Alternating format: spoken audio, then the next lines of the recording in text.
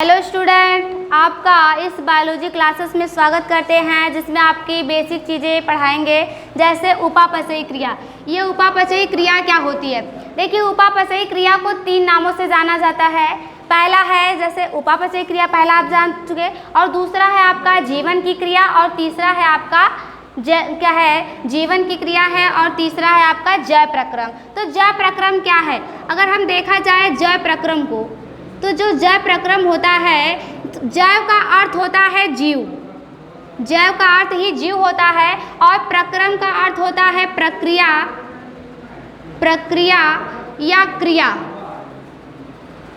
प्रक्रिया या क्रिया। अर्थात यहाँ से डिफिनीशन बन जाएगी आपकी कि जीवों में होने वाली समस्त क्रिया ही क्या कहलाती है? जैव प्रक्रम या जीवन की क्रिया या उपापचयी क्रिया कहलाती है। जो भी जीव होते हैं जानते हैं कि उसमें विशेष क्रियाएं होती हैं, जिसके बाद वो क्या होता है, जीवित रहता है। अगर इनमें से जितनी भी क्रियाएं, जैसे आपका जैव प्रक्रम में क्या आ जाता है, पोषण आ जाता है, पोषण है, परिवहन है, उत्सर्जन है, उसके बाद श्वसन है। ये जितनी भी क्रियाएं हमने आपको बताया, ये सारी क्रियाएं क्या है? जीवन की क्रिया है या उपापचयी क्रिया है। अगर यह क्रिया रुक जाती है तो इसमें क्या होता है, जीव की क्या हो जाती है, मृत्यु हो जाती है। यही क्रियाएं जो होती हैं किसी भी जीव में जीवन पर्यंत चलने वाली क्रिया होती है, और इसी को ही उपापचयी क्रिया या जीवन की क्रिया या जैव प्रक्रम के नाम से जाना जाता है। ठीक है। उसके बाद है आपका कि ये जो जैव प्रक्रम होता है या जीवन की क्रिया होता है, कितने प्रकार का होता है? ये जो जीवन की क्रिया या उपापचयी क्रियाएं होती है, वह 2 प्रकार की होती हैं। यह 2 प्रकार की होती हैं। एक होता है आपका उपचयी क्रिया, एक होता है उपचयी क्रिया, और दूसरा होता है अपचयी क्रिया, दूसरा होता है अपचयी क्रिया। देखिए, जो उपचयी क्रिया होता है, इसमें क्या होता है, सरल कार्बनिक पदार्थ। इस वाले क्रिया में क्या होता है, जो सरल कार्बनिक पदार्थ होते हैं,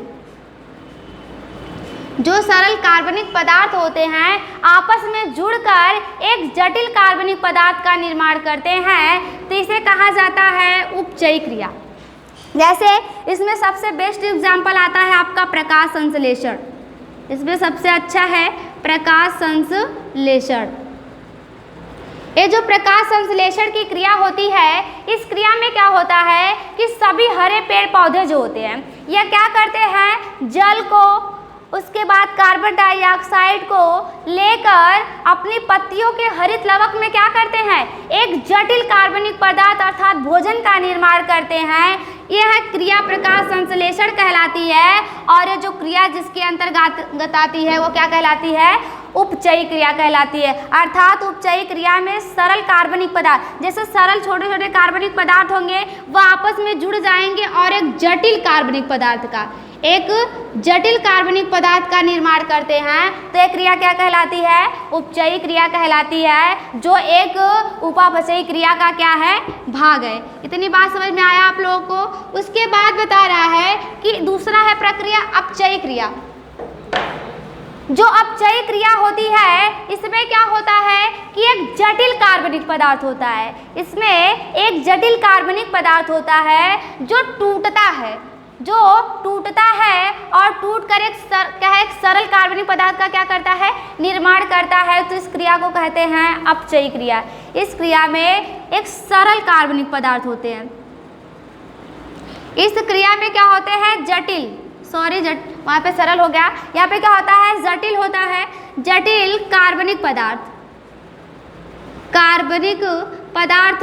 आपस में जुड़कर एक सरल कार्बनिक पदार्थ का निर्माण करते हैं, सरल कार्बनिक पदार्थ का निर्माण करते हैं। तो ये घटना क्या कहलाती है, अपचयी क्रिया कहलाती है। जैसे पोषण, अगर हम पोषण का उदाहरण दें तो पोषण में क्या होता है, कोई भी जीव जब भोजन को ग्रहण करता है तो उसमें क्या होता है, उस भोजन का पाचन होता है। जब पाचन होता है तो एक बड़ा अणु रहता है, कार्बोहाइड्रेट का एक बड़ा अणु रहता है। जब मुख में जाता है तो हमारे एंजाइमों के द्वारा, टाइलिन एंजाइम पाया जाता है मुख में, क्या करता है, उस बड़े से अणु को तोड़ देता है। जैसे बात की जाए, भोजन की बात की जाए जिसमें कार्बोहाइड्रेट है,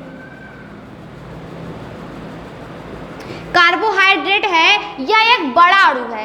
इस बड़े अणु को जब हम क्या करते हैं, चबाया जाता है तो यह टूटता है। क्या टूटता है, जब टूट जाता है तो बन जाता है ग्लूकोज। जब टूट जाता है तो ग्लूकोज बन जाता है, मतलब कार्बोहाइड्रेट एक जटिल अणु से टूट कर क्या बन जाता है, ग्लूकोज बन जाता है, एक सरल कार्बनिक पदार्थ बन जाता है। और यह क्या घटना है, अपचय क्रिया है। उसके बाद अगर हम श्वसन का उदाहरण दें तो श्वसन में क्या होता है, जो भोज्य पदार्थ होता है इसका ऑक्सीकरण किया जाता है और ऑक्सीकरण के बाद क्या बनती है, ऊर्जा बनती है। अर्थात इन क्रियाओं में क्या हो रहा है, एक बड़ा अणु टूट रहा है और टूट कर क्या कर रहा है, एक सरल अणु का निर्माण कर रहा है। यह घटना क्या कहलाती है, अपचयी क्रिया। इतना समझ पाए कि उपापचयी क्रिया क्या है। उसके बाद उसके दो प्रकार बता दिए, अपचयी क्रिया और उपचयी क्रिया। उपचयी क्रिया और अपचयी क्रिया, ये जो आपकी क्रियाएं हैं किसी भी जीव के जीवन में हमेशा चलती रहती है, ये कभी रुकती नहीं है। अगर मान लीजिए श्वसन आप रोक लीजिए, सोचे कि 2 मिनट के लिए रोक ले, उसके बाद अपनी क्रिया को बढ़ाए, तो ऐसा नहीं हो सकता है। अर्थात ये हमारे जीवन की क्या है, ऐसी क्रियाएं हैं जो कभी रुकती नहीं है और ये जीवन पर्यंत चलती रहती है। और इसे ही जीवन की आत्मा भी कही जाती है, क्योंकि यही है तो जीवन है, नहीं है तो नहीं है। ठीक है, इसके बाद बताया जाता है कि पोषण क्या है। ठीक है, अब हम जानेंगे कि पोषण क्या है।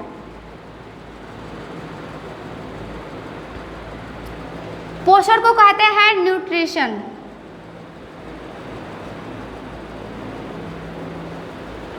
न्यूट्रिशन का मतलब होता है पोषण। देखिए, जो पोषण है, पोषण एक जीवों में होने वाली क्रिया है।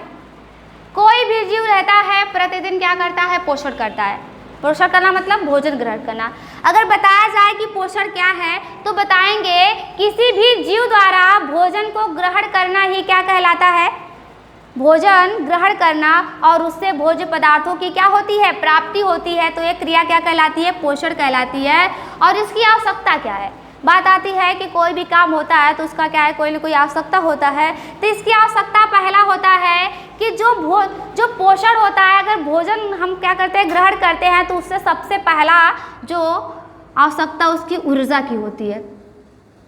ठीक है, जब हम पोषण ग्रहण करते हैं तो उससे हमें ऊर्जा प्राप्त होती है, और सभी जीवों के लिए जो ऊर्जा है नियमित क्या होता है, आवश्यक होता है।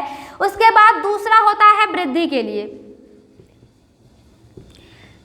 खासकर इसमें जो वृद्धि के लिए आ जाता है आपका पोषक पदार्थ में प्रोटीन आ जाता है। जो प्रोटीन होता है, जब इसका कोई जो सेवन करता है तो इससे क्या होता है, जो उनकी कोशिकाएं होती है वह निरंतर वृद्धि करती जाती हैं, और वृद्धि कर करके नई नई कोशिकाओं का क्या करती है, निर्माण करती है। अर्थात इस भोज्य पदार्थ के कारण ही क्या होता है, जीवों में वृद्धि होती है। उसके बाद तीसरा होता है टूट फूट की मरम्मत। टूट फूट की मरम्मत। टूट फूट की मरम्मत का मतलब होता है अचानक मान लीजिए किसी भी वजह से क्या हो जाती है, चोट लग जाती है। जब चोट लग जाती है तो जो वहाँ की कोशिकाएं होती है, जो मांस होती है, वो हट जाती है। जब हट जाती है तो उसको क्या किया जाता है, जब आप पोषक पदार्थों को ग्रहण करते हैं तो जो प्रोटीन वाला भाग होता है वो जाके वहाँ की कोशिकाओं को क्या करता है, नई नई कोशिकाओं को बनाने का काम करता है, जिससे वहाँ की जो घावें होती है वो भर जाती हैं। जब भर जाता है तो वहाँ की जो पुरानी कोशिकाएं नष्ट हुई रहती है वहाँ से क्या हो जाती है, हट जाती हैं। अर्थात ये क्या हो सकता है, अगर भोजन हम करते हैं तो भोजन से हमारे जो शरीर के घाव हैं, जो चोट है आदि क्या हो जाते हैं, भर जाते हैं। ये सब क्या है, पोषण के आवश्यकता है। और बता दें पोषण की डिफिनीशन है कि जीवों के द्वारा जो भोजन ग्रहण किया जाता है जिससे वो पोषक तत्वों की क्या करता है, प्राप्ति करता है, वो क्या कहलाता है, पोषण कहलाता है। Thank you.